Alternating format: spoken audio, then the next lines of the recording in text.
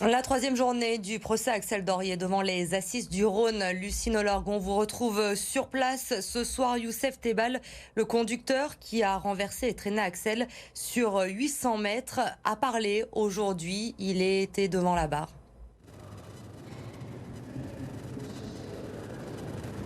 Oui, plus de 2 heures d'audition pour Youssef Tebal qui a pendant 2 heures essayé de donner sa version, de se défendre. Pendant plus de 35 minutes, il a raconté sa version des faits. Il s'est exprimé seul en parlant vite et fort, s'adressant au jury. Durant son récit, il a décrit l'état de panique et de peur et de stress dans lequel se sont déroulés les événements. Il a insisté sur la violence des personnes qui se sont attaquées à la Twingo puis à son véhicule, ce qui l'aurait conduit à n'avoir qu'une seule envie, fuir. Il a répété à plusieurs reprises que non, il n'avait pas vu Axel Dorier devant son véhicule, qu'il s'était rendu compte qu'elle était sous ses roues uniquement au moment où il s'est arrêté, où il est descendu de la voiture rue de l'Anticaille. Je l'ai vu dans le rétroviseur, j'ai dit Mohamed, j'ai tué quelqu'un, s'est-il confié. Pour les proches d'Axel, cette version ne tient pas. Durant son interrogatoire, plusieurs ont quitté la salle, certains en pleurs.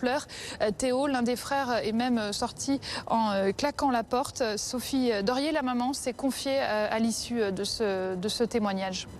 On est extrêmement déçus parce qu'on avait vraiment le souhait, comme on l'avait annoncé la semaine dernière, d'entendre la vérité de la part des accusés, qui puissent reconnaître leurs actes, même s'ils sont atroces.